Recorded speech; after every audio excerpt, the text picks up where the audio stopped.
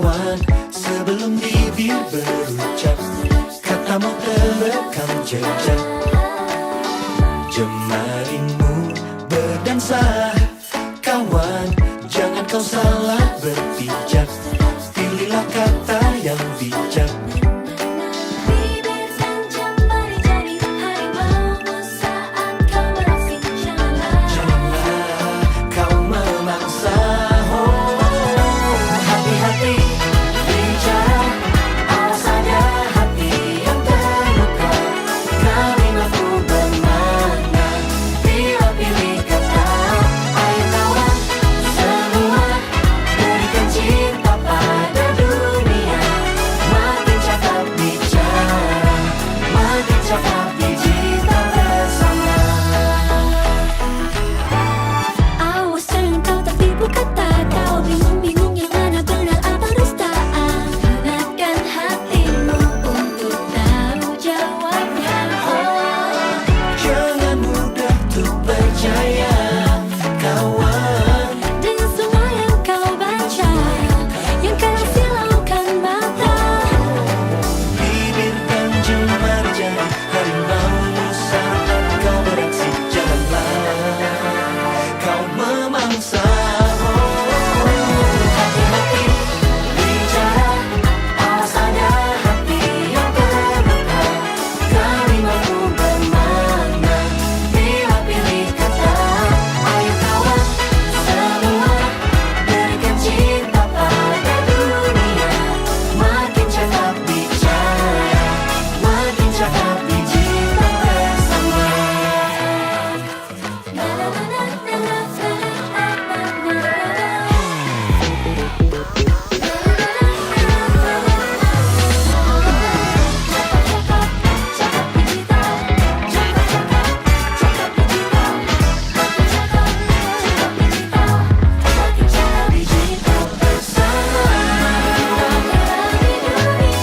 bersama. Berikanlah cinta, mudah setiap kata. Gunakan hati, janganlah kau memangsa. Oh hati-hati bicara, awas ada hati yang terluka. Kalimatmu bermakna bila pilih kata. Ayo kawan semua, berikan cinta pada dunia. Makin cakap bicara, berbagi bersama. Hati-hati bicara, hati-hati terluka. Kalimatmu bermakna bila pilih kata. Ayo kawan semua, berikan cinta pada dunia. Berani bersuara, bukan asal bicara. Makin cakap digital bersama.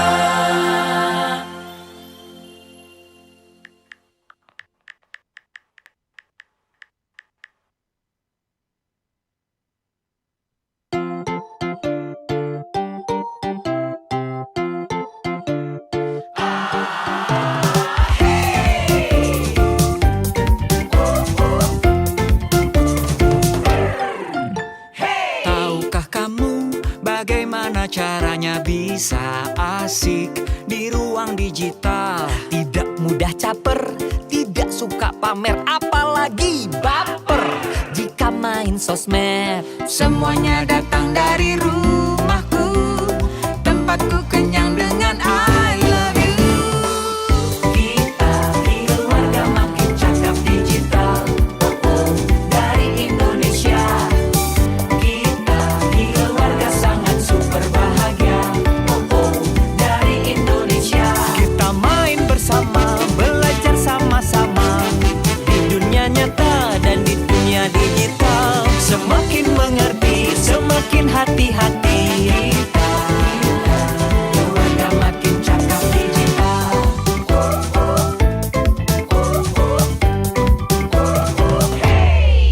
Semua memang sibuk, tapi semua mau punya waktu untuk saling membantu. Bekerja sama untuk saling menjaga. Berhati-hati menyaring berita. Semuanya hanya datang dari rumahku. Tempatku kenyang dengan I love you, I love you. Kita keluarga makin cakap digital. Oh oh, dari Indonesia. Kita keluarga sangat super bahagia. Oh oh, dari Indonesia. We are very super happy family. Oh oh, dari Indonesia. Kita keluarga sangat super bahagia. Oh oh,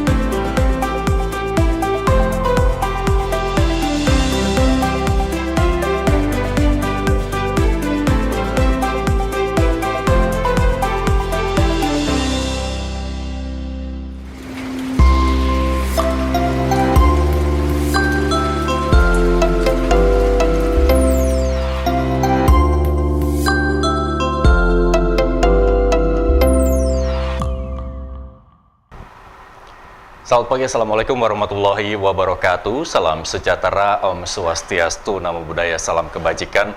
Selamat datang para peserta webinar Ngobrol Bareng Legislator pada hari ini, Jumat 29 Maret 2024. Bersama saya Muhammad Irsal yang akan menjadi moderator Anda selama kurang lebih 2 jam ke depan yang akan mengangkat tema tetap sehat dan cerdas di dunia maya. Dan webinar Ngobrol Bareng Legislator pada pagi hari ini terselenggara berkat kerjasama Kementerian Komunikasi dan Informatika Republik Indonesia dan juga Komisi 1 DPR RI. Akan ada sejumlah narasumber yang akan memberikan pemaparan pada pagi hari ini, baik yang akan bergabung melalui daring maupun hadir bersama kami di studio. Tapi sebelum saya perkenalkan satu persatu para narasumber yang akan memberikan pemaparannya pada pagi hari ini, untuk memulai rangkaian webinar Ngobrol Bareng Legislator pada pagi hari ini, marilah kita berdoa terlebih dahulu.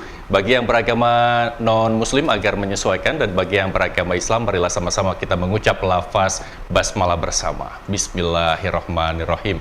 Dan sama seperti seminar pada umumnya, baik seminar secara online maupun online, sejumlah tata tertib harus Anda ikuti, dan berikut tata tertib untuk Anda. Tata tertib webinar. Peserta yang hadir harap memperhatikan tata tertib sebagai berikut. Peserta sudah dapat bergabung Zoom meeting 30 menit sebelum acara dimulai.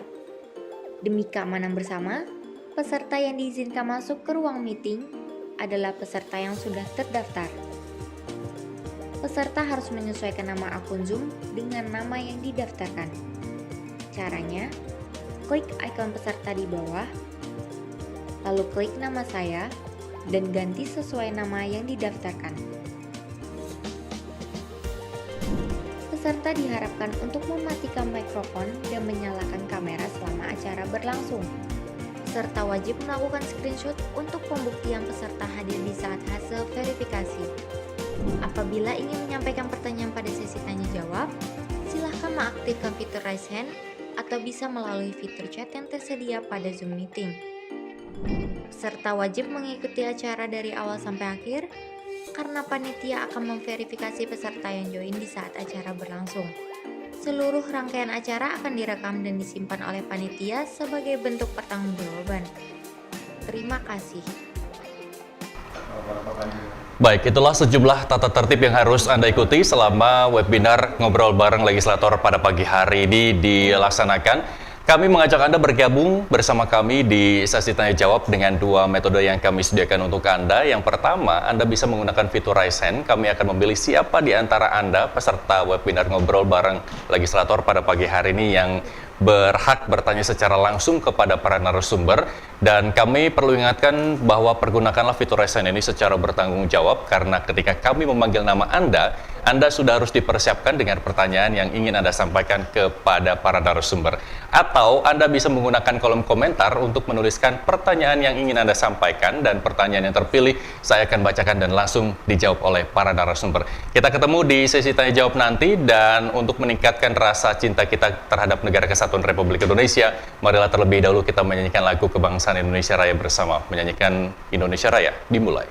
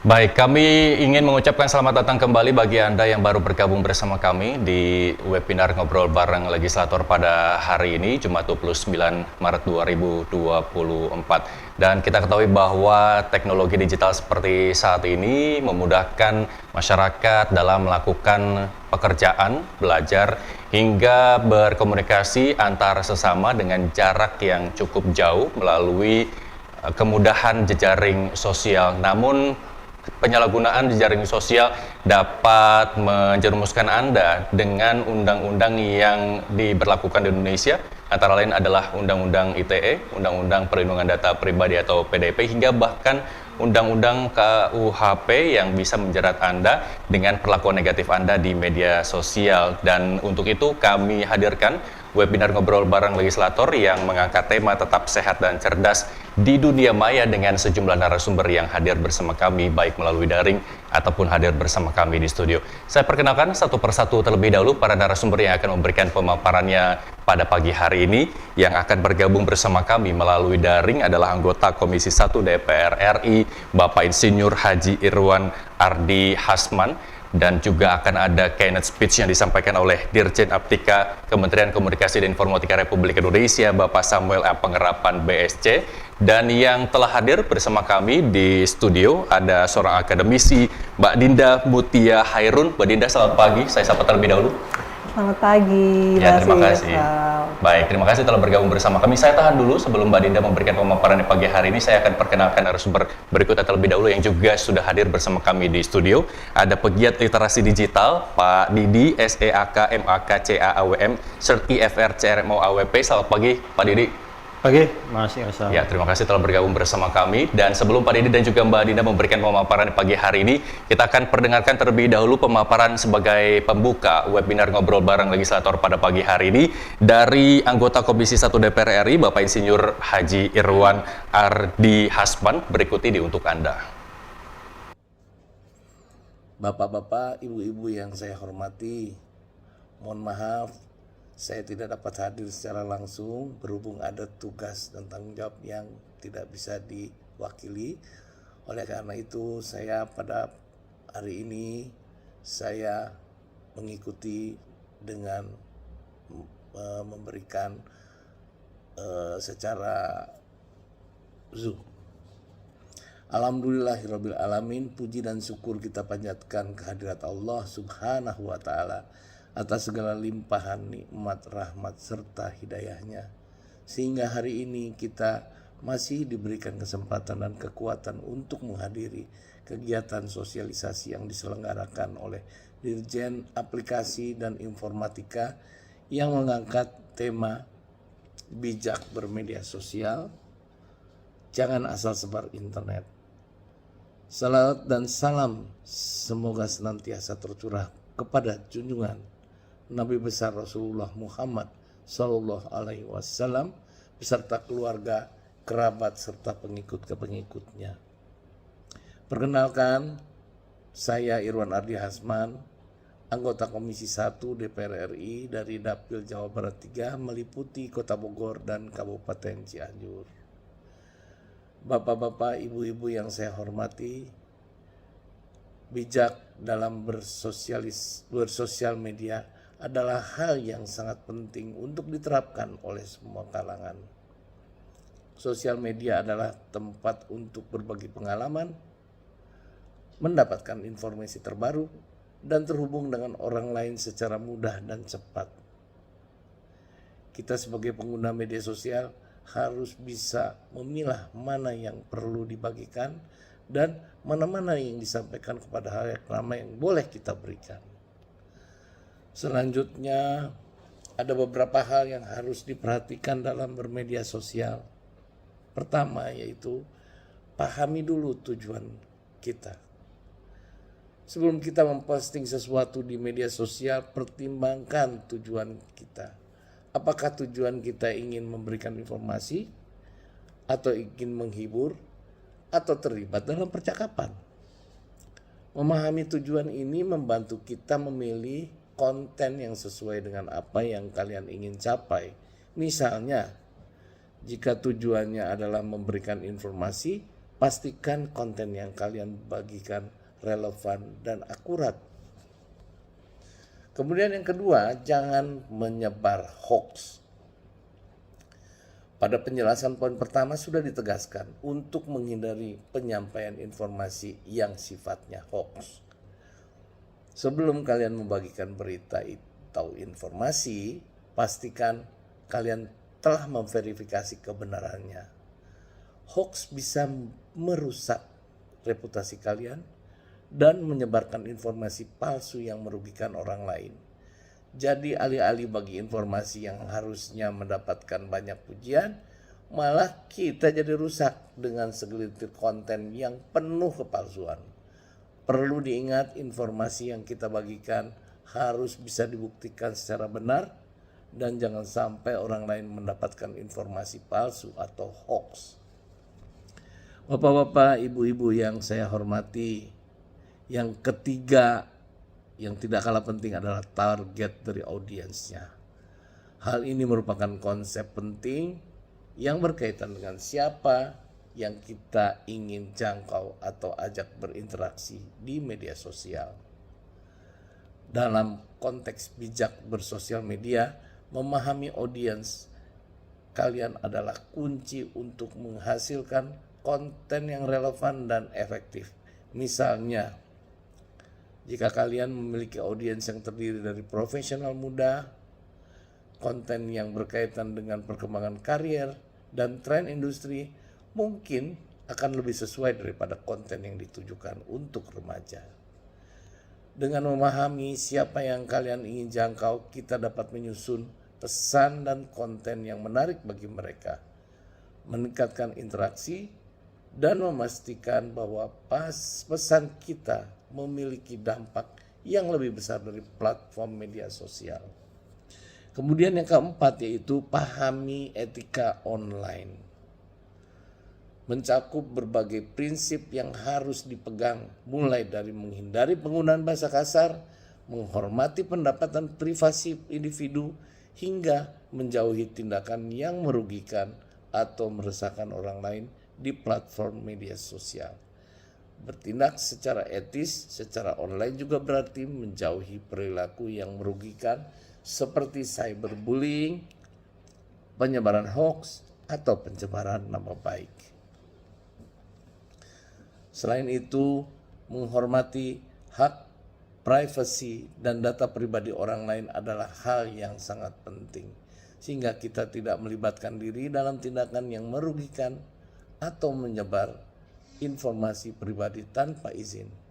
Memahami etika online membantu menciptakan lingkungan yang positif di media sosial, yang merangsang dialog yang produktif dan mendukung serta menjaga integritas dan etika dalam perilaku online. Bapak-bapak, ibu-ibu yang saya hormati, yang kelima, hati-hati dengan informasi pribadi. Hati-hati dengan informasi pribadi ini melibatkan kesadaran dan pentingnya melindungi data pribadi kita. Saat berinteraksi di media sosial, terutama kita harus betul-betul melindungi data pribadi kita. Ini mencakup nomor telepon, alamat. Ya, baik. Terima kasih kepada Pak Irwan Ardi Asman selaku anggota Komisi 1 DPR RI telah memberikan pemaparannya pada pagi hari ini sebagai pembuka rangkaian webinar Ngobrol Bareng Legislator pada pagi hari ini. Dan selanjutnya kita dengarkan terlebih dahulu keynote speech yang disampaikan oleh Dirjen Aptika Kementerian Komunikasi dan Informatika Republik Indonesia, Bapak Samuel A. Panggerapan PSC berikut ini. Assalamualaikum warahmatullahi wabarakatuh. Salam sejahtera, Om Swastiastu, Namo Buddhaya, salam kebajikan, Rahayu. Salam literasi digital untuk seluruh masyarakat Indonesia. Memasuki tahun baru 2024 ini, perwujudan Indonesia Digital Nation tetap menjadi salah satu prioritas utama kami guna mewujudkan Indonesia yang makin digital, makin maju. Oleh karena itu, Kementerian Kominfo melalui Direktorat Jenderal Aplikasi Informatika terus berkomitmen dalam menyelenggarakan berbagai inisiatif dan program peningkatan literasi digital guna mendukung upaya transformasi digital yang inklusif memberdayakan, serta berkelanjutan. Upaya transformasi digital ini perlu terus kita lakukan untuk mendorong kemajuan perekonomian bangsa dan membuka berbagai peluang bagi masyarakat Indonesia. Mengingat perkembangan teknologi digital saat ini telah mengubah cara kita bekerja, cara kita berusaha, dan cara kita menjalani kehidupan kita sehari-hari.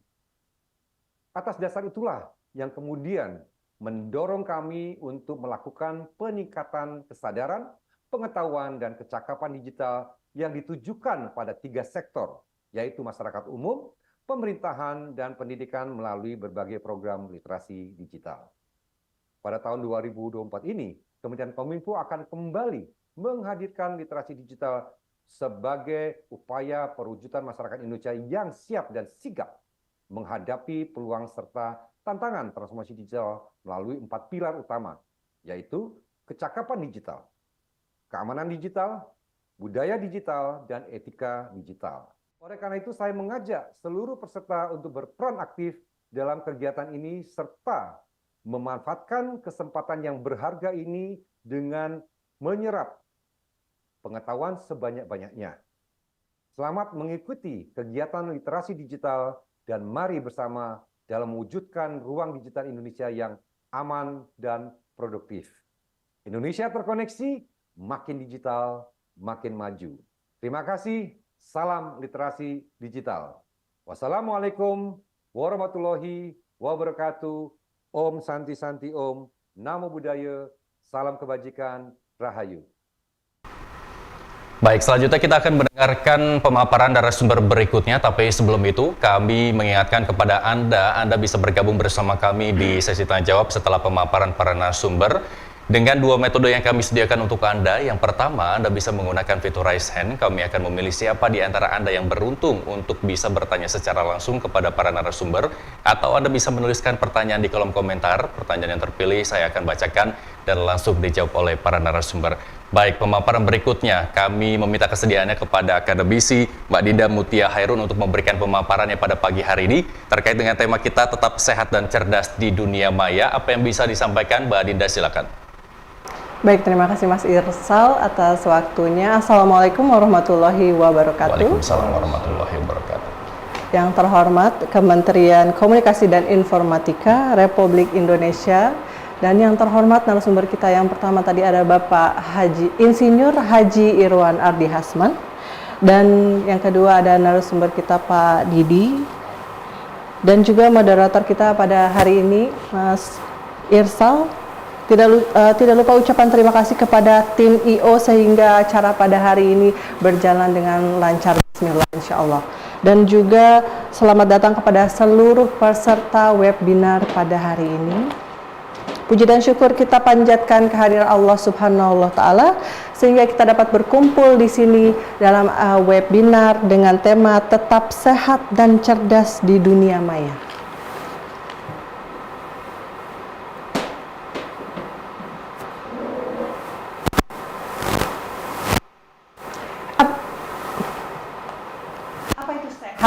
Saya akan memulai dengan sehat.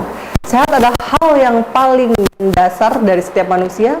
Emosi diri, berpikir sebelum bertindak, tidak menyinggung orang lain, seperti membeda-bedakan ras, agama, politik, dan kondisi sosial ekonominya. Berpikir cerdas, mengembangkan pola pikir adalah salah satu hal yang penting untuk dapat berpikir cerdas, di mana berpikir cerdas adalah keadaan kita sudah siap untuk terjun ke dunia sosial, baik itu secara online maupun bertemu langsung. Sehingga sesibuk apapun dan serumit apapun hari itu dapat dilalui dengan solusi yang tepat dan mudah dipahami, tidak hanya oleh diri sendiri, namun juga orang lain. Kesehatan versus kecerdasan. Kesehatan yang akan mendukung kemampuan seseorang untuk belajar, sedangkan kecerdasan yang baik dapat membantu seseorang untuk membuat keputusan yang lebih sehat, terhindar dari resiko dan paparan konten yang tidak sehat. Oleh sebab itu, untuk tetap sehat dan cerdas di dunia maya, seseorang perlu mengatur pola hidup yang seimbang antara penggunaan teknologi dan aktivitas fisik dan sosial di dunia nyata. We Are Social, menurut laporan We Are Social, pada awal 2022 pengguna internet di Indonesia mencapai 204,7 juta orang. Ini menandakan bahwa jumlah tersebut meningkatkan 2,1 juta dari tahun sebelumnya. Ini adalah persentase pengguna sosial media, di mana sosial media ini sangat banyak di dunia maya. Ada paling tinggi di sini WhatsApp, karena kita tidak bisa pungkiri seperti berkomunikasi, bedanya berkomunikasi kita bertemu dengan orang lain, cuman ini tidak bertemu dengan orang lain melalui ponsel, sehingga bisa dilakukan kapan saja, bahkan setiap detik, setiap ada chat atau telepon yang masuk. Dan kemudian dilanjutkan oleh Instagram. Instagram meskipun tidak selalu menimbulkan dua arah, tapi kita terkadang mencari informasi hiburan dari Instagram, dan juga dilanjutkan dengan Facebook dan lainnya. Yang paling terakhir ini adalah LinkedIn, mungkin karena ini adalah platform untuk mencari informasi mengenai pekerjaan atau hal yang dibutuhkan. Jadi presentasinya itu cukup sedikit. Langkah dalam bersosialisasi secara cerdas dengan berbagai konten di dunia maya. Yang pertama ini, jangan mudah percaya dengan berbagai konten di dunia maya, karena banyak sekali informasi yang berseliweran, entah itu berita, video, dan segala macam.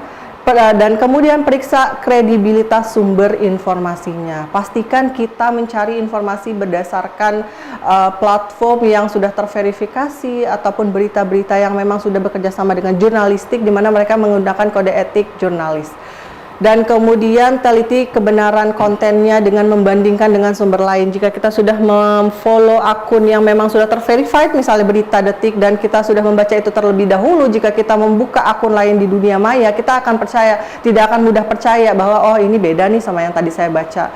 Jangan pernah terfokus pada satu pemberitaan saja. Itu maksud saya untuk kita perbandingkan, sehingga kita tahu mana yang hoax ataupun tidak. Jika masih ragu, konsultasikan kepada orang terdekat. Kadang kita ingin berkomunikasi atau berkonsultasi, ini benar nggak sih, hanya untuk memastikan kebenaran dari berita yang kita lihat di sosial media dunia maya ini banyak sekali. Jika sudah meyakini sumber dan konten tertentu aktif, jangan ragu untuk melaporkannya.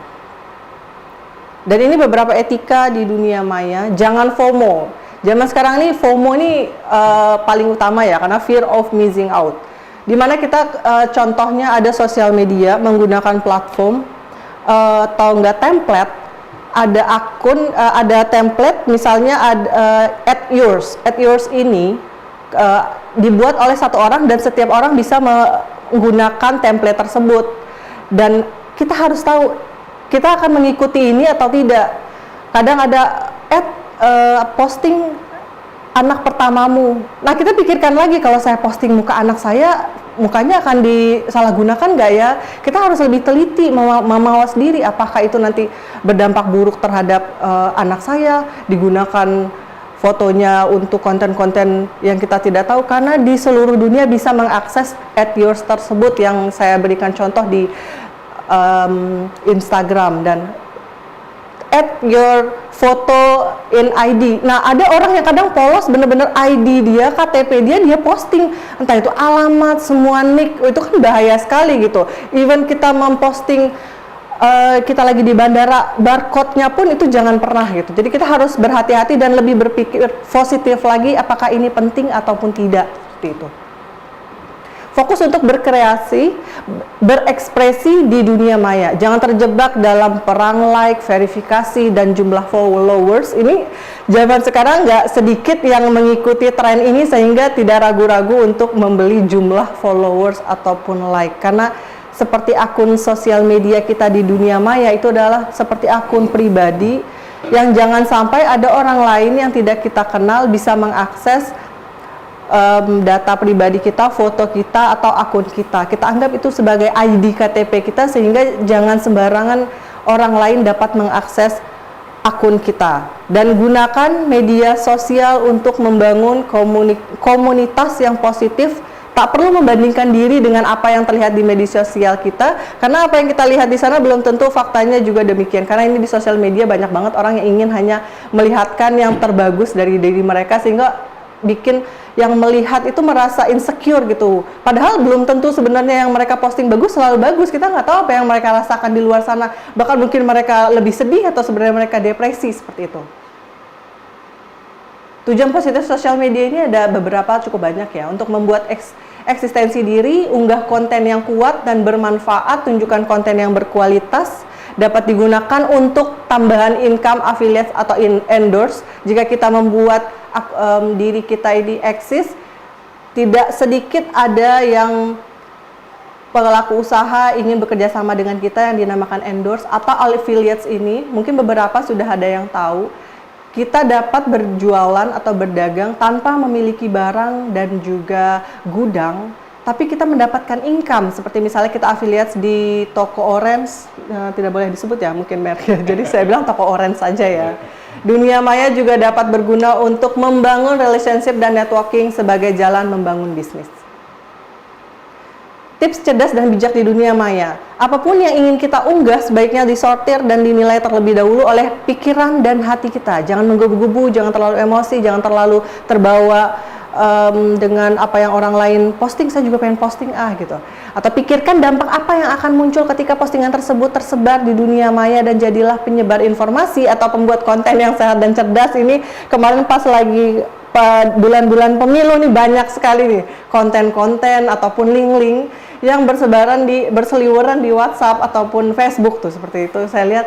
Jadi kita harus lihat dulu kebenarannya. Kadang orang membuat konten tidak untuk diberikan informasi yang benar, tapi ada yang untuk dampak negatif menjatuhkan salah satu seperti itu. Jadi kita harus cermat dan cerdas dalam menilai suatu berita di sosial media ataupun dunia maya. Dalam bermedia sosial atau beraktivitas kita di dunia maya, kita harus tetap mengedepankan etika dan norma. Etika dan norma ini berfungsi sebagai penyelamat kita untuk tidak terjerumus dalam permasalahan yang akan ditimbulkan di dunia maya secara tidak kita sadari. Misalnya kita mau memposting sesuatu, oh ini pelayanannya tidak bagus nih, dan ini mungkin salah satu perusahaan yang besar, dan kalau mereka tidak setuju dengan opini yang kita berikan, mereka menuntut kita, wah itu bahaya banget. Padahal kita posting hanya berdasarkan emosi sesaat kita yang merasa tidak puas begitu. Jadi malah berdampak yang kita masuk bully atau kita pakai baju oranye itu kan jangan sampai seperti itu. Tips cerdas dan bijak untuk dunia maya selanjutnya, ketika memposting atau ingin memberikan komentar, ini yang tadi saya sampaikan kepada orang lain, benar-benar pikirkan dengan matang. Kecerdasan dalam dunia maya sangat dibutuhkan karena saat ini dunia maya dijadikan tempat bertemu banyak orang untuk saling menyapa dan bersilaturahmi. Baik, cukup sekian dari saya kembalikan waktu kepada moderator. Terima kasih. Baik, terima kasih Mbak Dinda, tipsnya juga sangat bermanfaat. Mungkin sedikit saya menambahkan juga, sebelum kita memposting ulang begitu ya, apa yang kita dapat di media sosial, ada baiknya kita cek dan recheck terlebih dahulu. Dan kita tahu bahwa media-media di Indonesia ini dinaungi oleh Dewan Pers. Anda bisa mengecek di situ mana berita yang benar dan mana berita yang salah. Jangan sampai Anda memposting berita yang salah, kemudian terjerat dengan Undang-Undang ITE, Undang-Undang PDP, bahkan Undang-Undang KUHP begitu ya Mbak Dinda ya. Baik. Terima kasih Mbak Dinda atas pemaparannya. Kita bertemu kembali di sesi tanya jawab nanti.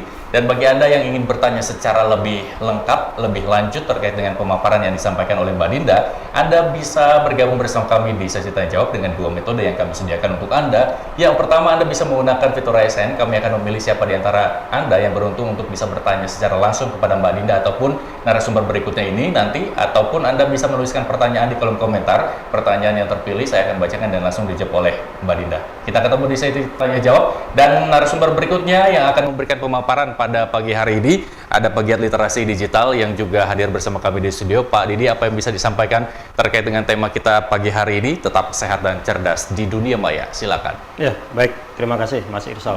Bismillahirrahmanirrahim. Assalamualaikum warahmatullahi wabarakatuh. Waalaikumsalam. Ya, sebelumnya salam hormat dulu untuk Pak Insinyur Haji Irwan Ardi Hasan selaku anggota Komisi 1 DPR RI. Salam hormat juga untuk Mbak Dinda Mutia Khairun yang tadi memaparkan materi cukup komplit ya. Dan untuk Mas Irsal selaku moderator yang akan memandu acara kita dari awal sampai akhir, dan tadi Pak Samuel Apangarepan selaku Dirjen Aptika Kemenkominfo. Dan seluruh peserta webinar pagi ini, libur-libur kita masih tetap belajar, mudah-mudahan masih semangat di bulan suci Ramadan. Dan ini bagian upaya kita menunggu beduk ya, walaupun masih jauh, tapi nggak apa-apa, kita isi dengan hal-hal yang produktif. Ini sebenarnya kegiatan yang cerdas, sehat ya, di dunia maya. Salah satunya ini, ikuti webinar, ikuti hal-hal yang boleh dikatakan produktif lah gitu. Silakan slide-nya ditampilkan. Ini judulnya Tetap Sehat dan Cerdas di Dunia Maya. Next. Ya, ini saya ambil cuplik dulu beberapa berita ya. Misalnya berita kecanduan game online, 2 bocah Cimahi berhenti sekolah setahun. Jadi kenapa dia berhenti sekolah? Ternyata kecanduan game online menyebabkan fisik dia menurun, mentalnya terganggu, sehingga harus berhenti sekolah selama setahun. Dan di Jawa Barat ternyata kasus anak kecanduan gadget di Jawa Barat, belasan rawat jalan dan ada yang meninggal juga. Nah, ini adalah efek dari efek menggunakan gadget di luar batas manusiawi ya gitu. Ada juga ketatnya seleksi masuk Universitas Pertahanan, rekam jejak digital dipantau. Nah, ini jadi tentu kita harus cerdas ya di dunia maya. Ada juga ini mungkin udah agak lama ya, anggota DPRD DKI ya, Cinta Mega namanya. Ketahuan main game slot online saat rapat. Nah, akhirnya dipecat oleh partainya. Ini juga ada Arve Maleholo ya, soal kasus tonton video porno saat rapat. Katanya sih tidak sengaja, jadi bisa jadi ada link yang dikirim ke WhatsApp-nya, karena kepo jadi dibukalah link tersebut, ternyata link yang berkaitan dengan video yang tak senonoh. Nah, ini bagian dari kita harus cerdas ya, ketika ada link yang masuk ke WhatsApp kita atau akun pribadi kita, tentu kita harus hati-hati membukanya. Nah, ada juga berita tentang istri kecanduan game, jadi suami depresi karena tak dihiraukan lagi. Jadi artinya ketika kita sibuk di dunia maya, ini juga menyebabkan hubungan suami istri juga terganggu. Tapi ada juga positifnya, ada Vina Mulyana, sukses hadirkan konten edukatif di TikTok. Jadi ini seorang senior associate HRD salah satu BUMN, jadi memberikan konten-konten yang berkaitan dengan bagaimana menghadapi wawancara, bagaimana membuat CV yang bagus dan lain sebagainya. Nah, harusnya ini yang kita contoh selaku netizen yang sehat dan cerdas. Next. Nah, sebelum kita jauh membahas bagaimana sehat dan cerdas di dunia maya, ini ada satu penelitian oleh Local IQ ya, mengatakan bahwa setiap menit dalam satu hari ternyata aktivitas di ruang digital itu sangat beragam dan sangat banyak sekali. Ada 6 juta foto yang disebar selama 1 menit dalam satu hari, 1 menit ya. Ada 231 juta email terkirim, ada yang 66.000 foto yang diupload di Instagram dan lain sebagainya. Artinya saya melihat bahwa ruang digital ini terbuka luas untuk siapa saja, kegiatan apa saja, dan kapan saja. Nah, makanya perlu tetap sehat dan cerdas di dunia maya agar kita tidak kalau seandainya ada hoax ya yang tersebar di dunia digital ini, kita tidak menjadi korban dari hoax tersebut. Salah satu contohnya. Next. Nah, ini survei dari ABG ya, bahwa tingkat penetrasi internet kita setiap tahun alhamdulillah semakin meningkat ya. Dari tahun 2018 sekitar 64%, meningkat menjadi di tahun 2024 ini sekitar 79,5%. Artinya upaya pemerintah untuk memeratakan koneksi internet di seluruh Indonesia ini luar biasa, harus kita apresiasi. Tahun lalu ada Satria 1 yang diluncurkan untuk mengcover daerah 3T. Beberapa bulan lalu ada satelit merah putih yang diluncurkan oleh Telkom untuk bisa membantu masyarakat Indonesia bisa terkoneksi internet di seluruh Indonesia. Next. Nah, kalau kita lihat secara usia, mana sih kelompok yang paling besar atau paling paling banyak menggunakan internet, ternyata adalah generasi milenial atau Gen Y dan Gen Z. Gen Y itu sekitar 93,17% dan Gen Z sekitar 87,02%. Nah, bayangkan apabila generasi ini tidak sehat dan cerdas di dunia maya, tentu akan menjadi korban, misalnya korban hoax, atau korban penipuan, atau korban pelecehan dan lain sebagainya. Atau bisa jadi menjadi orang-orang yang menyebarkan berita bohong, atau menyebarkan atau hate speech dan lain sebagainya. Tentu dua generasi ini harus kita berikan pemahaman yang baik tentang bagaimana sehat dan cerdas di dunia maya. Next. Nah, ini kalau kita lihat durasi penggunaan internet ya di Indonesia, ternyata Indonesia ini orang yang sangat betah menggunakan gadgetnya. Itu paling tinggi di dunia, 5,7 jam per hari. Ada juga penelitian menyebutkan 7-8 jam per hari kita menggunakan internet tersebut. Kalau dibandingkan dengan negara-negara lain yang sebenarnya sudah maju dan IT minded ya, misalnya Jepang, Australia, Singapura gitu, malah penggunaan gadgetnya atau apa namanya di depan layar komputer atau gadgetnya itu di bawah Indonesia. Nah, mungkin karena kita negara berkembang ya, negara yang sedang pengen tahunya banyak ya mungkin ya. Jadi kita lebih suka berlama-lama di depan gadgetnya kita. Next. Nah, ini juga penelitian dari bahwa dikatakan bahwa netizen Indonesia ini paling tak sopan se-Asia Tenggara. Kalau di data lainnya di dunia kita nomor 4 paling tak sopan netizennya. Nah, tak sopannya kenapa? Ada 5 kriteria ya. Pertama, masih ada diskriminasi. Tadi juga disampaikan oleh Mbak Dinda, tadi ada diskriminasi tentang SARA, suku, agama, dan ras ya, dan lain sebagainya. Itu masih banyak terjadi di media online kita. Ada juga ujaran kebencian itu masih marak juga. Nah, apalagi kemarin pas waktu Pilpres itu juga ada ujaran-ujaran kebencian terhadap 1 atau 2 capres dan lain sebagainya ya. Jadi mungkin yang lama berita-berita lama diunggah kembali tapi diberikan caption yang boleh dikatakan kebencian. Ada juga penyebaran berita palsu ternyata masih marak di Indonesia, hoax ya, belum terkendali. Kalau seingat saya itu ada 3.900 laporan hoax di Kominfo di tahun lalu. Terus yang keempat, ukurannya adalah adab berinteraksi masih rendah. Jadi walaupun negara kita dikenal dengan negara yang sopan santun, yang penuh dengan saling tolong menolong dan lain sebagainya, ternyata di dunia maya itu berbeda dengan dunia nyata. Kita masih suka merendahkan, membuli dan lain sebagainya. Malah kadangkala kalau seandainya kita mengetik dalam bentuk kapital itu kan dianggap tidak sopan ya. Jadi kita masih abai terhadap adab berinteraksi di dunia online. Terus yang kelima, masih maraknya kasus penipuan online, bisa jadi investasi online. Penipuannya ada pinjaman ilegal, ada namanya apalagi travel online yang ilegal dan tertipu dan lain sebagainya. Jadi inilah ukuran-ukuran mengatakan bahwa netizen Indonesia paling nggak sopan. Next. Nah, ini juga sempat disampaikan tadi bahwa apa sih internet sehat itu? Kata kuncinya saya highlight tadi di warna putih. Internet sehat itu pertama harus tertib, baik dan beretika sesuai norma-norma dan aturan yang berlaku di masyarakat. Yang kedua, internet sehat itu harus tidak melakukan aktivitas internet yang melanggar hukum.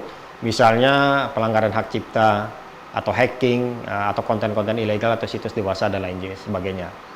Yang ketiga adalah internet sehat itu harus disesuaikan dengan kebutuhan. Jadi kalau mereka anak-anak ya kebutuhan yang diberikan kepada anak-anak juga ialah konten-konten anak-anak. Jangan anak-anak diberikan konten dewasa. Atau yang kadang sekarang bayi umur usia 2 tahun pun udah terbiasa dengan gadget gitu. Jangan diberikan tontonan-tontonan yang tidak baik untuk bayi ya. Artinya unduh yang sehat, unggah yang bermanfaat. Jadilah orang yang hebat berinternet secara sehat. Next. Nah, etika berinternet dalam hukum Indonesia. Pertama, gunakan internet untuk hal-hal yang positif dan hal yang produktif ya. Nah, ini juga penting, lindungilah data pribadi agar tidak disalahgunakan. Terus harus berpikir dengan hati-hati sebelum posting sesuatu. Keep or share. Jadi kalau seandainya itu berita tidak ada gunanya, tidak mempunyai nilai tambah, malah provokatif dan lain sebagainya, udah simpan saja atau hapus. Tapi kalau berita tersebut atau foto atau video tersebut bagus dan memberikan nilai edukasi yang bagus, nilai tambah, ya silahkan diposting ya. Terus terakhir, gunakan bahasa yang baik dan sopan. Next. Nah, saya mengerucut sedikit ya topik kita terkait dengan sehat dan cerdas dunia maya. Saya lebih fokus bagaimana orang tua justru yang harus cerdas, sehat dan cerdas di dunia maya. Kenapa? Karena orang tua inilah yang melahirkan generasi yang tadi, generasi Y, generasi Z atau generasi Alpha, generasi yang harusnya diciptakan generasi yang sehat dan cerdas. Tentu berawal dari orang tua yang sehat dan cerdas di dunia maya. Nah, ini salah satu contoh ketika orang tua yang tidak cerdas di dunia maya. Ada namanya share renting. Share renting adalah pertama kali dicetuskan oleh Wall Street Journal. Istilah ini merupakan gabungan dari oversharing dan parenting. Oversharing merupakan perilaku mengunggah berbagai aktivitas dalam kehidupan pribadi ke dalam jejaring sosial.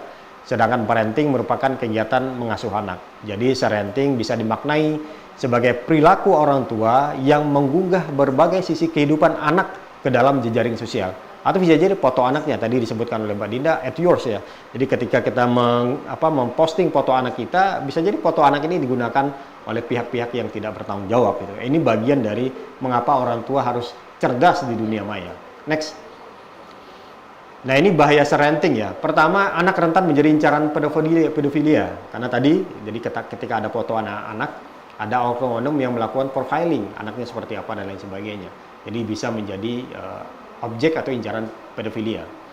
Yang kedua, anak berpotensi menjadi korban bullying. Jadi mungkin foto bayi dia atau foto waktu kecil dia itu mungkin bagus ya, lucu ya. Namun ketika dia remaja, dewasa, foto itu muncul kembali bisa menjadi korban bullying bagi dia, jadi bumerang bagi dia ketika dewasa. Atau anak menjadi rawan terhadap penculikan. Jadi kadang kita memfoto anak lupa mematikan posisinya, geotaggingnya ya, lupa. Sehingga orang tahu posisi anak itu di mana, sehingga bisa gampang sekali untuk dilakukan penculikan. Atau bisa juga penyalahan gunaan data digital, jadi foto online anak dicuri kemudian disalahgunakan. Atau anak akan merasa terganggu, jadi kadang orang tua ini kan ego sendiri. Apakah dia menanyakan anaknya ketika fotonya diunggah di media sosial, apakah terganggu apa tidak gitu?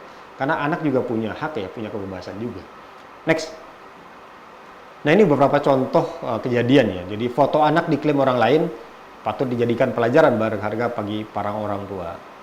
Terus ngeri ya, seorang bocah hampir diculik gara-gara ayah unggah foto di media sosial.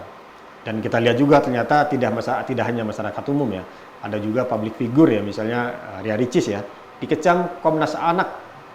Kalau untuk konten itu eksploitasi. Waktu itu kalau salah satu anaknya diajak naik banana boat ya, hanya untuk mengejar tadi subscribe, followers dan like itu membahayakan anak tersebut. Nah ini kan bagian eksploitasi anak.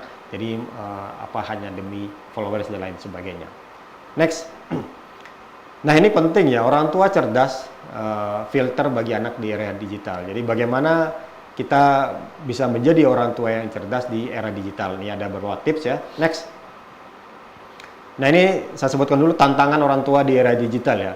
Pertama, tantangannya ada akses internet ini sangat mudah. Jadi anak kecil pun bisa mengaksesnya. Siapapun bisa mengaksesnya. Jadi ini bagian tantangan dari orang tua. Yang kedua, bebas terkoneksi tanpa aturan. Jadi ya kapanpun kita bisa akses internet ya, terkoneksi kapanpun melalui chat, melalui Instagram dan lain sebagainya. Kita berkenalan dengan orang asing pun gampang ya tanpa aturan. Yang ketiga, dunia itu user generated content. Jadi orang lebih percaya pada konten yang dibikin. Misalnya review, lebih percaya foto yang diedit dan lain sebagainya. Yang keempat adalah orang tua tergagap dengan teknologi. Mungkin orang tua yang mungkin generasi X atau baby boomers ya, mungkin masih gagap dengan teknologi. Jadi kadang gampang sekali dikibuli oleh anaknya. Mungkin anaknya lagi main game tapi dibilang saya lagi belajar, cari informasi dan lain sebagainya. Inilah tantangan dari orang tua. Terus ya kelima, orang tua cenderung tidak paham risiko dan harus bagaimana. Jadi orang tua tidak paham ketika anaknya main gadget seharian, risikonya apa dan harus bagaimana, itu orang tua tidak paham. Ada sebagian ya orang tua yang tidak paham. Tentu orang tua yang lahir di dunia digital sekarang misalnya ada Gen Y yang sudah mempunyai anak tentu bisa lebih hati-hati ya. Tapi kalau generasi yang lahir sebelum internet ini marak ya, misalnya generasi X atau generasi baby boomers ya, tentu akan kesulitan untuk menghadapi anaknya yang lebih paham dunia digital. Next. Nah ini maka ada namanya digital parenting ya. Digital parenting adalah sebuah cara pengasuhan yang inovatif untuk mengasuh anak di era yang serba digital ini. Singkatnya, dengan menggunakan metode digital parenting, orang tua dapat memberikan asuhan kepada anak mengenai batasan apa saja yang boleh dilakukan dan apa saja yang sekiranya tidak baik dan tidak boleh dilakukan dalam penggunaan perangkat digital. Tidak hanya membatasi, tetapi orang tua juga harus bisa mengawasi dan membimbing anak dalam penggunaan perangkat digital yang ada. Next. Nah ini beberapa tips ya menjadi orang tua yang cerdas, digital parenting. Pertama, next. Upgrade ilmu, ini penting ya, upgrade ilmu dan wawasan tentang dunia maya. Bekali diri dan terus belajar, jadi jangan diam saja melihat anaknya bermain gadget, tapi bekali ilmu. Terus gali ilmu, di Google banyak bagaimana cara berinternet yang sehat dan lain sebagainya. Terus cari tahu di internet apapun yang Anda tidak mengerti. Misalnya ada istilah-istilah, misalnya istilah FOMO, kayaknya kita kok baru dengar gitu ya. Ya udah cari di Google apa itu FOMO atau FOMO dan lain sebagainya. Terus pahami risiko dunia maya. Ini tinggal cari aja apa sih risiko di dunia maya. Terus pahami sisi positif, negatif dunia digital. Terus yang terakhir jangan kalah ilmu dengan anak gitu loh. Jadi kalau perlu coba sendiri beragam aplikasi game untuk mengetahuinya. Jadi nggak apa-apa kita main game bersama anak. Jadi kita tahu game ini baik apa tidak. Game ini ada judinya atau tidak, game ini ada slotnya atau tidak gitu. Jadi nggak apa-apa kita sekali mencobanya, tapi bukan untuk menjadi kecanduan, tapi kita mencari celah untuk bisa mengawasi anak kita. Next, yang kedua adalah jaga komunikasi yang baik dengan anak. Jadi jadilah sahabat curhat anak ya. Terus yang kedua, bicara lebih dulu dan lebih sering. Jadi jangan sampai menunggu anaknya bicara dulu, tapi pancing anaknya dengan lebih dulu bicara. Terus terbuka dan langsung tatap muka dan tetap tenang. Jadi kalau ada informasi yang kita dapat dari anak yang bisa bikin kita deg-degan, tapi di depan anak tetaplah tenang dan carilah solusi yang terbaik. Next, yang ketiga, gunakan aplikasi pengawasan orang tua atau parental control ya. Banyak aplikasinya, salah satunya adalah Google Family Link ya. Jadi atur konten dan batasi waktu gadget anak. Terus awasi aktivitas anak di internet. Nah ini ada yang menarik ya, studi oleh lembaga sensor film ya dengan Universitas Profesor Dr. Hamka tahun 2023 bahwa dikatakan 50% orang tua tidak melakukan pengawasan terhadap konten tontonan anak. Ya tentu sangat miris ya ketika anak-anak kita biarkan begitu saja menonton tanpa kita awasi. Bisa jadi tontonannya adalah tontonan yang tidak baik, tontonan yang tidak mendidik, atau mungkin tontonan dewasa ya yang bisa merusak otak anak kita. Next. Nah ini penting juga ya buat aturan bersama dan jaga konsekuensinya. Jadi diskusi dan sepakati aturan bersama penggunaan gadget dan internet. Misalnya penggunaannya boleh di waktu Sabtu Minggu saja misalnya. Atau setelah mengerjakan PR boleh menggunakan gadget dan lain sebagainya. Ini bagian dari diskusi dan kesepakatan bersama. Terus seandainya ada pelanggaran tentu harus ada konsekuensinya. Nah ini juga harus disepakati konsekuensinya apa gitu loh. Misalnya kalau pelanggaran berat ya boleh dalam seharian tidak boleh menggunakan gadget. Atau pelanggarannya misalnya tadi ringan ya, misalnya pelanggaran berat berarti 1 minggu tidak menggunakan gadget. Ini penting kita lakukan supaya anak memahami betul apa yang tindak tanduk dilakukannya, bahwa setiap tindak tanduknya itu ada konsekuensinya. Next. Nah, yang kelima, jadilah teman dan ikuti anak di media sosial. Jadi penting ya. Jadi ketika anak punya Instagram, follow Instagramnya. Ketika anak punya TikTok ya follow, lihat TikToknya. Jadi kita jadi temannya dan kita bisa mengawasinya. Terus yang paling penting hargai ruang dan kebebasan online mereka. Jadi kita hargai juga mereka. Jangan sampai mereka merasa terkukung, jangan merasa terawasi secara secara masif ya. Tadi tetap kita harus berikan ruang. Terus yang paling penting adalah beritahu dan dorong mereka untuk menciptakan reputasi digital yang baik. Karena ingat ya, setiap apa yang kita posting, apa yang kita unggah, apa yang kita tulis itu akan menjadi jejak digital kita. Dan itu akan menjadi reputasi digital kita. Kalau reputasi digital kita bagus, ya akan bagus di kemudian hari. Tapi kalau reputasi kita, jejak digital kita tidak bagus, maka akan menjadi bumerang di kemudian hari. Berapa banyak ya tokoh-tokoh publik ketika dulu ya mengatakan A, ternyata sekarang berubah menjadi B, itu yang A itu akan diungkit kembali gitu loh. Dan ini kan tentu kan berbahaya. Next, yang keenam, jelajahi dan berbagi bersama. Jadi tidak ada salahnya kita bermain internet bersama dengan anak-anak kita. Misalnya main game bersama atau nonton YouTube bersama dan lain sebagainya. Terus yang terbuka untuk belajar dari mereka. Jadi jangan merasa kita orang tua tahu segalanya, jangan, apalagi kita generasi yang gagap teknologi, justru anak kita tuh lebih tahu, lebih update gitu. Jadi belajar dari mereka, tanya aja, ini maksudnya apa sih Kak, ini maksudnya apa sih Dek, dan lain sebagainya. Tanya mereka. Dari situ kita bisa belajar untuk cara mengawasinya. Next. Nah yang ketujuh, jadilah teladan digital yang baik. Jadi jangan sampai kita menyuruh anak kita menjadi netizen yang sehat dan cerdas, sementara kita tidak menjadi teladan yang baik. Batasi dan hilangkan kebiasaan buruk digital kita. Misalnya kita suka nyinyir di media sosial, kita bikin status WhatsApp yang ya apapun kita komentari dan lain sebagainya, kurangi.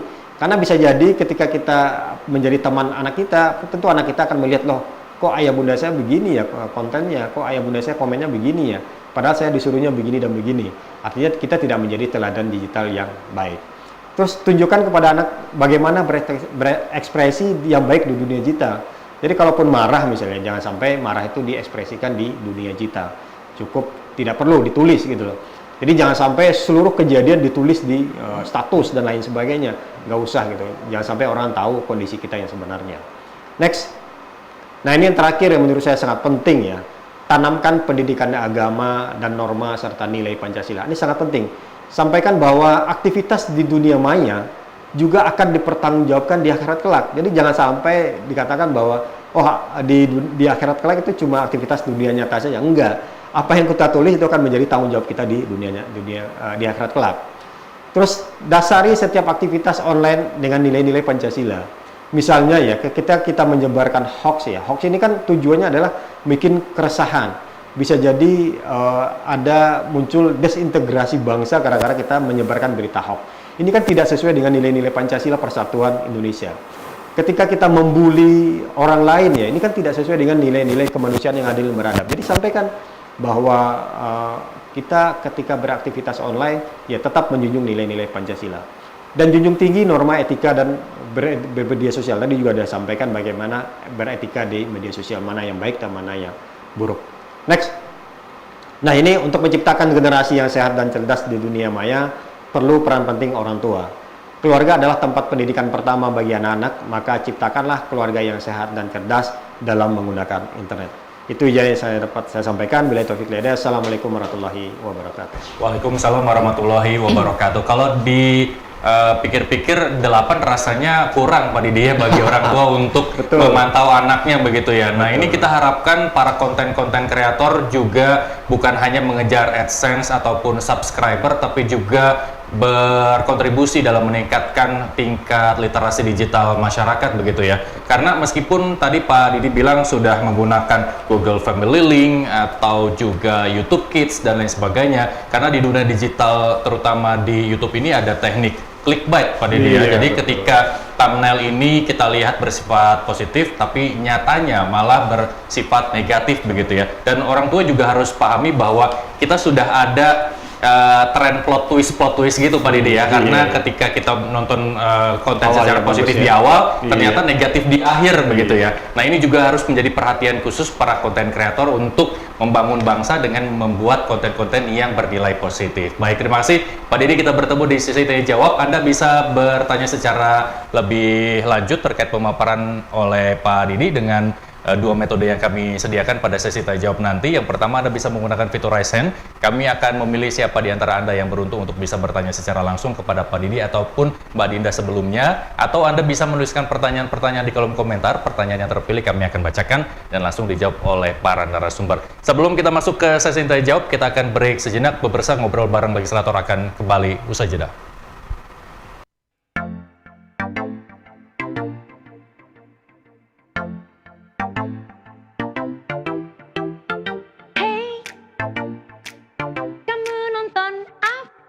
Pilihlah tontonan yang sesuai umur anak-anak kita.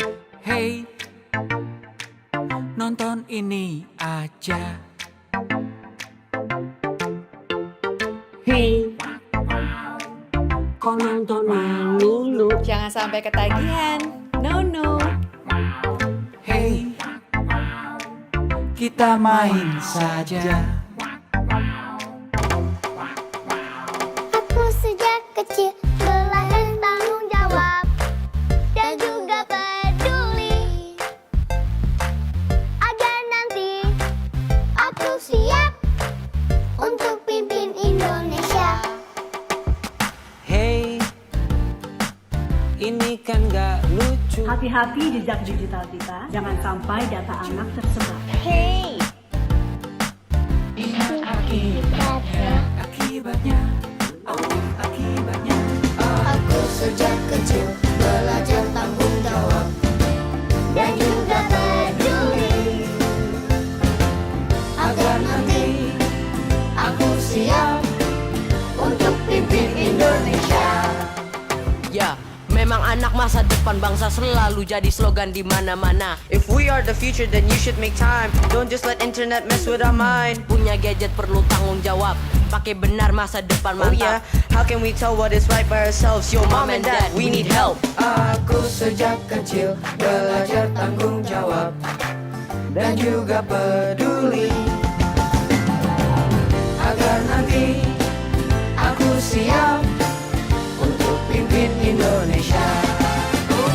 Aku sejak kecil belajar tanggung jawab dan juga peduli, agar nanti aku siap untuk pimpin Indonesia. Untuk pimpin Indonesia.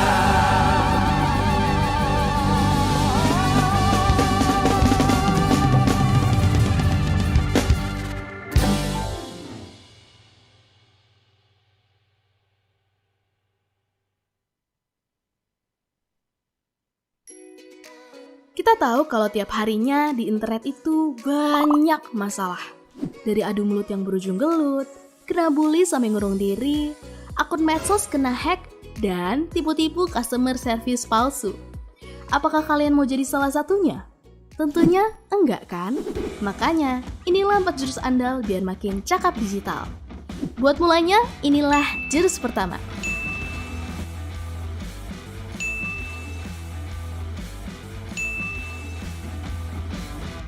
Kita mesti jaga etika biar netizen Indonesia nggak lagi dikenal paling nggak sopan se-Asia Tenggara.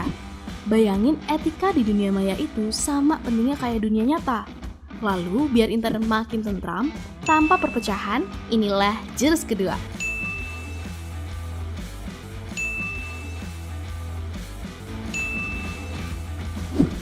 Terapin nilai-nilai Pancasila biar dunia maya nggak jadi medan perang.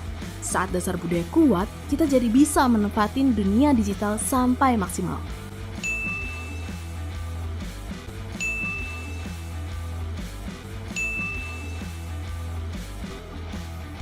Makanya, di jurus ketiga ini, semakin kita jago bahkan bisa cari ilmu dan cari uang. Dan saat kejahatan mengancam, kuasai jurus keempat biar tetap aman. Para penipu bakal takluk sama kita.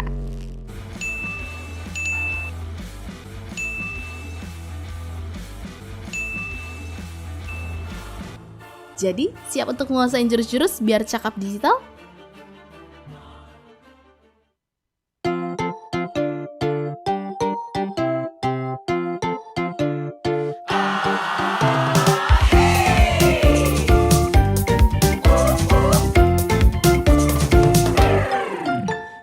Tahukah kamu bagaimana caranya bisa asik di ruang digital? Tidak mudah caper, tidak suka pamer, apalagi baper. Jika main sosmed, semuanya datang dari rumahku, tempatku kenyang dengan I love you. Kita di keluarga makin cakap digital, dari Indonesia. Kita di keluarga sangat super bahagia, dari Indonesia. Kita main bersama, belajar sama-sama di dunia nyata dan di dunia digital. Semakin mengerti, semakin hati-hati. Keluarga makin cakap digital.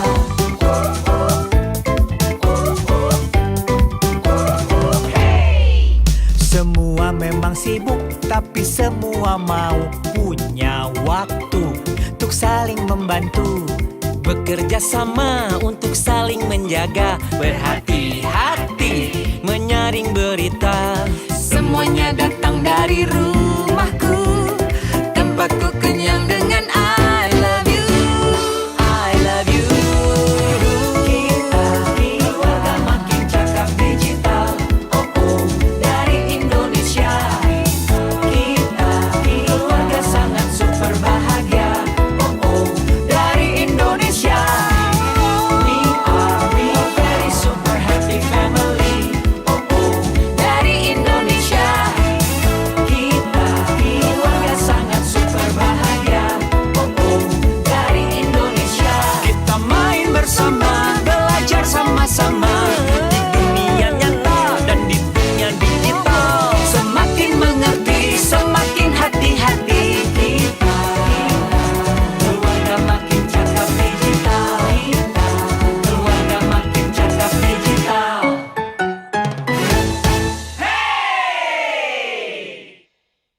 Baik, Anda kembali bersama kami di Ngobrol Bareng Legislator. Kita masuk ke sesi tanya jawab, tapi sebelum itu saya kembali ingatkan sekali lagi, Anda bisa menggunakan fitur Raise Hand untuk kami pilih dan bertanya secara langsung kepada para narasumber, atau Anda bisa menuliskan pertanyaan di kolom komentar dan pertanyaan terpilih kita akan bacakan dan langsung dijawab oleh para narasumber. Saya minta kembali kepada Mbak Dinda dan juga Pak Didi untuk bisa bersama-sama menyimak pertanyaan yang disampaikan oleh para peserta webinar Ngobrol Bareng Legislator pagi hari ini. Kita akan mulai dengan kolom komentar terlebih dahulu. Kita akan melihat siapa penanya yang beruntung untuk bisa ditanyakan secara langsung.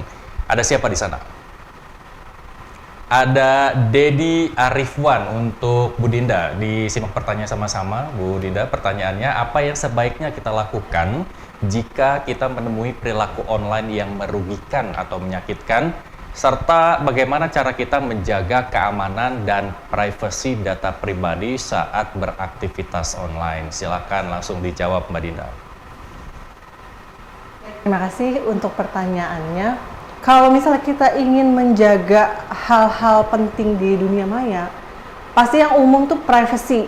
Kalau misalnya kita tidak ingin menjadi content creator atau tidak ingin mencari misalnya endorse, semacam itu, mending lebih baik kita private akun kita tersebut. Jadi tidak mesti semua orang bisa melihat apa yang ada di dalam. Karena terkadang tidak sedikit orang ingin memposting apa-apa, diposting, dikit-dikit diposting seperti itu. Bahkan semua orang tiba-tiba kita lewat, dia bisa tahu, oh anak kamu begini, oh kamu kemarin kesini gitu. Karena kita selalu ingin posting gitu setiap detik. Jadi menurut saya mendingan jadi privacy akunnya, hanya teman kita yang bisa lihat. Jangan memposting sembarangan, karena kadang orang melihat, oh dia jalan-jalan terus, oh dia ini, ternyata dia misalnya istri seorang pejabat, atau misalnya dia istri seorang pejabat negara atau PNS atau seperti itu. Oh dia nih jangan-jangan suaminya seperti ini. Jadi banyak sekali, tidak sedikit nih kasus-kasus di dunia maya, ada suami yang terdampak pekerjaannya, dampak negatif tentunya ya, berkat kelakuan istri gitu. Jadi kita sebagai istri harus pintar gitu. Kita tahu kita sibuk dengan rumah, dengan anak, atau mungkin ada yang bekerja. Jadi lebih baik kita sibukkan diri kita dengan hal-hal yang positif seperti itu, dan dunia maya kita kurang-kurangin gitu. Kalau misalnya tadi ada yang komentar menyakitkan kepada kita, di dunia maya ini semua tangan ada. Setiap negara, setiap daerah, semuanya orang bisa melakukan hal apapun terhadap akun kita, misalnya di sosial media. Jadi mereka itu melakukan misalnya komen hanya saat itu aja. Setelah dia komen, udah selesai, hilang. Dan yang baca berdampak sampai seumur hidup, bahkan mungkin dia ngerasa dibully, dia merasa stres, depresi, karena komen satu orang. Jadi kita balikin, kamu siapa? Kamu komen 1 detik di hidup saya, terus berdampak apa untuk saya? Udah saya baca 1 detik, saya udah nggak mau peduli lagi. Menurut saya sih seperti itu. Karena beberapa teman saya banyak sekali yang komen-komen dan dia baca gitu satu-satu. Kok rajin banget? Kayaknya kamu banyak kegiatan yang bisa dilakuin deh. Syuting, bikin konten, atau nggak ketemu orang, terus cari endorse yang banyak di gudang itu, ya kerjain itu, ngapain dibaca gitu. Mereka mungkin cuman iri aja, seperti yang dikatakan oleh narasumber hebat kita sebelumnya, Pak Didi. Ya jangan sembarangan lah, pokoknya di sosial media kita bisa lihat-lihat ya Pak Didi ya. Menurut saya sih seperti itu, Mas Irsa. Baik, terima kasih Mbak Dinda atas jawabannya. Nah mungkin saya bisa juga tambahkan, kalau kita posting di Instastory kan biasanya nge-tag tempat, lokasi, dan lain sebagainya. Karena itu juga bisa berbahaya, karena pelaku-pelaku kejahatan ini bisa memprofiling kita, tempat-tempat yang sering kita kunjungi untuk menjadikan bahan dia melakukan tindak kejahatan begitu. Baik, terima kasih Mbak Dinda, dan pertanyaan dari peserta webinar semoga terjawab. Kita kembali mengecek siapa pertanyaan yang beruntung kita akan bacakan. Ada siapa di sana? Ada dari, oh ini udah tadi ya. Baik, kita pertanyaan berikutnya dari Muhammad Ridwan untuk Pak Didi. Pertanyaannya, bagaimana cara untuk membedakan antara interaksi online yang positif dan negatif bagi kesehatan emosional? Baik, apa yang bisa dijawab? Karena emang ini emosi berujung fatal begitu ya Pak Didi, silakan. Ya kalau saya sih simpel ya, yang penting jangan baper aja sih. Kalau orang mau komen apa ya silakan aja. Tadi sampaikan Mbak Dinda, jangan semua komentar dibaca gitu. Jangan kepo lah. Jadi lebih baik kita sibukkan diri dengan hal yang produktif. Terus untuk membedakannya ya pasti kita punya hati atau nurani ya, kita bisa tahu nih kontennya positif, ini kontennya negatif, ini kontennya provokatif, bisa juga kontennya positif tapi provokatif gitu. Tapi kita bisa rasakan itu, kita punya hati nurani gitu. Nah kembali lagi menurut saya kita jangan baper lah gitu. Setiap yang dikomen, yang nggak usah dibaca lah misalnya baca. Atau bisa jadi orang itu bisa jadi komen sesuatu justru untuk memancing kita, bisa juga tuh untuk memancing kita, untuk keluarlah kata-kata kita. Saya ada di Facebook ya, di teman saya di satu angkatan sekolah dulu Facebook, dia sangat sangat intens dengan politik. Jadi pas waktu pilpres itu semua unek-uneknya keluar. Ada teman itu memancing dia. Padahal mancing itu cuma buat bercanda aja sebenarnya. Jadi dikirim satu link berita yang menarik, dia terpancing. Keluarlah kata-kata yang menurut saya tidak baik di media sosial gitu. Nah ini kembali lagi kita harus jaga diri ya, mawas diri, hati-hati, dan jangan baperan. Anggap aja media sosial itu ya media bercanda aja. Jadi kalau ada orang yang posting sesuatu kita tidak suka, ya sudah. Kalau nggak suka ya udah dihapus. Kalau mau komen ya komenlah yang positif. Kalau tidak bisa komen ya udah diam saja gitu. Sama ketika berhadapan di dunia nyata, ketika ketemu orang, tiba-tiba ada orang yang marah atau memberikan informasi kepada kita, kalau kita tidak suka udah diam saja. Kalau kita mau komen ya komenlah yang positif. Kembali lagi menurut saya di media dunia maya atau media digital ya gitu. Ketika kita komen sesuatu, posting sesuatu, itu kan menjadi jejak digital kita. Nah, bikinlah rekam jejak digital yang positif. Even itu cuma satu komen saja gitu. Misal komen apalah, misalnya komen yang tidak baik ya. Even itu satu aja, jangan sampai keluar dari di media sosial kita atau di akun-akun media digital kita. Mungkin itu Mas Irsal.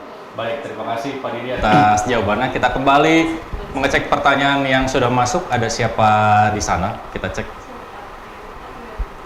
Ada Tina Maharani kembali untuk Bu Dinda. Pertanyaannya, apa saja tanda-tanda bahwa kita mungkin kecanduan media sosial dan apa yang harus dilakukan untuk mengatasi hal tersebut? Saya termasuk orang yang kecanduan. Mungkin jawaban dari Bu Dinda ini bisa membuka mata hati saya karena setiap malam kalau saya tidak bisa tidur bukanya TikTok, Instagram, ujung-ujungnya nggak bisa tidur. Apa yang bisa dijawab Bu Dinda? Baik, terima kasih Mbak Tina atas pertanyaannya. Mungkin satu kata untuk Mas Irsal, ini khusus Mas Irsal saja ya. Mas Irsal, kalau kita ngelihat sosial media atau handphone atau laptop keseringan autis loh. Bisa dibilang autis. Dia akan autis nanti. Oke. Karena berfokus pada satu kegiatan ya. Benar, sama autis saya. Jadi pertanyaannya tadi, bagaimana kecanduan? Bagaimana kita kecanduan di media sosial yang harus dilakukan untuk mengatasinya? Ini relate sekali, ada seseorang yang saya kenal, 1 detik aja dia nggak bisa lepas dari sosmed. Jadi yang di tangan dia itu bukan kulit, tapi handphone. Tapi ada hal positifnya, nggak akan hilang tuh handphone, akan selalu di tangannya, jadi akan selalu ada.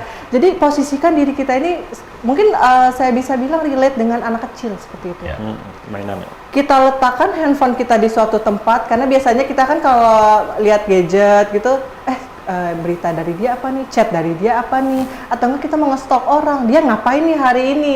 Jadi itu dihilangkan dulu. Kalau udah nggak ada pekerjaan atau hal yang penting kita bisa lihat, kita letakkan di tempat yang aman. Anggap diri kita ini seperti anak kecil. Cari kesibukan yang kira-kira membuat kita ke-distract. Bahkan ada yang beli Lego. Sudah seumuran saya Pak Didi, Mas Irsal, beli Lego tapi khusus untuk yang umur 12 tahun ke atas, yang untuk umur-umur kita gini, yang sulit-sulit. Jadi di-distract ke sana atau melakukan hal-hal yang lain seperti berbersih-bersih. Jadi yang menarik menurut kita, jadi itu memakan waktu lama sehingga melupakan di mana handphone kita. Jadi menurut saya itu sih tipsnya, Mas Irsal dan Mbak Tina. Baik, berarti bisa jadi hentikan knowing every particular object atau kepo. Itu salah satu langkah untuk menghentikan Anda beraktivitas di media sosial yang terlalu lama begitu ya Mbak Dina. Baik, terima kasih Mbak Dina atas pertanyaannya. Apakah masih ada waktu untuk kita mencari pertanyaan berikutnya? Baik, kita lihat pertanyaan berikutnya. Ada siapa di sana? Ada dari Wildan Cafe untuk Pak Didi. Pertanyaannya, apa saja langkah-langkah yang dapat diambil untuk meningkatkan literasi digital dan menghindari penyebaran informasi palsu? Silakan Pak Didi. Ya, baik Mas Wildan Cafe. Bagaimana langkah meningkatkan literasi digital? Sebenarnya webinar ini kan bagian dari peningkatan literasi digital kita ya. Karena ini bagian upaya pemerintah kerjasama dengan anggota Komisi 1 DPR RI yang tujuannya untuk meningkatkan literasi digital kita. Walaupun secara indeks ya kita masih rendah ya 3,49% ya. Tapi ini bagian upaya bersama ya masyarakat, pemerintah dan seluruhnya ya untuk bisa meningkatkan literasi digital. Ya terus baca, belajar dan lain sebagainya. Nah terkait dengan penyebaran informasi palsu ya atau hoax ya. Jadi kembali lagi salah satu tujuan dari peningkatan literasi digital adalah kita ditempa ya menjadi berpikir secara kritis. Nah, itu yang paling penting. Ketika kita berpikir secara kritis, tentu kita bisa menyaring mana informasi yang positif, mana informasi yang negatif. Kita bisa mentelaah dulu ini informasinya bermanfaat atau tidak, ini informasinya provokatif atau tidak. Jadi cobalah tingkatkan kesadaran kita untuk bisa berpikir secara kritis.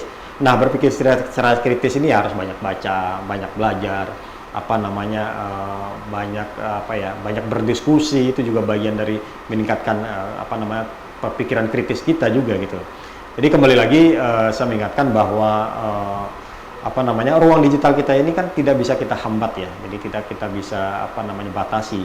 Jadi apapun bisa terjadi termasuk informasi palsu tadi. Nah, diri kita lah yang harus kita tingkatkan kewaspadaannya, salah satunya dengan berpikir secara kritis. Mungkin itu Mas Irsal. Baik, terima kasih Pak Didi. Mungkin untuk menghindari penyebaran informasi palsu juga, ketika kita menerima informasi bisa dikonfirmasi. Kalau hanya satu berita yang bersifat negatif itu sudah dipastikan bahwa itu informasi palsu.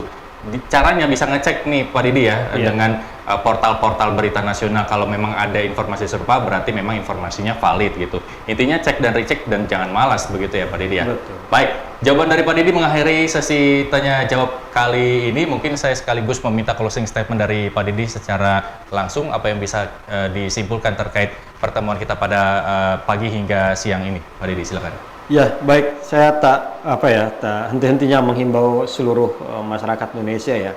Pemerintah telah berupaya meningkatkan konektivitas akses internet di seluruh Indonesia. Bayangkan beberapa satelit sudah diluncurkan untuk bisa meningkatkan konektivitas dan akses internet di masyarakat Indonesia. Nah, kita sebagai masyarakat Indonesia harus memanfaatkannya untuk hal-hal yang positif. Isilah ruang digital kita ini hal-hal yang positif dan produktif. Jangan sampai ruang digital kita ini diisi dengan hal-hal yang negatif. Justru itu bukan ucapan terima kasih kepada pemerintah, tapi itu justru menikam pemerintah dari belakang. Karena pemerintah tentu akan akan ada PR panjang lagi gitu dari Kemkominfo untuk bisa memblokir situs-situs yang tidak baik, konten-konten yang negatif dan lain sebagainya. Ini akibat apa? Akibat ada oknum-oknum tertentu yang memanfaatkan ruang digital ini untuk hal-hal yang tidak baik. Mungkin itu ya, Mas Isa. Baik, terima kasih Pak Didi. Dan menyambung closing statement dari Pak Didi, Mbak Dinda, apa yang bisa disampaikan? Baik, mungkin saya akan mengutip sedikit ya. Untuk tetap sehat dan cerdas di dunia maya, seseorang perlu mengatur antara pola hidup yang seimbang, berawal dari kesehatan fisik, kemudian pola pikir pengguna itu sendiri, sehingga akan lebih positif dalam penggunaan aktivitas sosial di dunia maya dan kehidupan sosial secara langsung. Untuk menyambungkan lagi dari closing statementnya Pak Didi, pemerintah memberikan batasan, memblok atau seperti itu, atau mengadakan literasi seperti ini. Dan yang kedua, kita juga harus menahan diri kita. Jadi jangan pemerintah saja yang sepihak, bahkan tapi dari dua sisi, dari kita sendiri juga harus menahan seperti itu. Jadi biar semua bekerja dengan sebagaimana mestinya, tidak menyalahkan satu sama lain seperti itu. Baik, perlu adanya kerjasama stakeholder dan juga masyarakat berbagai lini untuk tetap membuat aktivitas di media sosial ataupun dunia maya sehat dan juga cerdas. Tujuannya agar masyarakat terliterasi dengan baik dan terhindar dari jeratan hukum yang memang sudah diberlakukan oleh pemerintah. Seperti di awal tadi ada Undang-Undang Informasi Transaksi Elektronik atau ITE dan Undang-Undang Perlindungan Data Pribadi atau PDP, bahkan hingga KUHP, dan jadikan masyarakat Indonesia terbebas dari jeratan hukum apapun, bukan hanya ITE, PDP dan juga bahkan KUHP. Terima kasih Pak Didi, terima kasih Mbak Dinda telah bergabung bersama kami. Sebelumnya juga ada Pak Irwan, anggota Komisi 1 DPR RI, dan juga Pak Samuel Pangarapan BSC, Dirjen Aptika Kominfo. Kita bertemu di webinar berikutnya, tapi sebelum itu kita akan berfoto bersama terlebih dahulu bagi yang menjadi peserta webinar agar mengaktifkan kameranya karena kita akan berfoto bersama para narasumber. Baik, kita mulai di slide yang pertama, 1, 2, 3, slide berikutnya, dan slide yang terakhir. Baik, terima kasih kepada seluruh peserta webinar Ngobrol Bareng Legislator pada hari ini, Jumat 29 Maret 2024. Saya Muhammad Irsal, pamit undur diri. Kita bertemu di webinar Ngobrol Bareng Legislator berikutnya. Selamat siang dan sampai jumpa.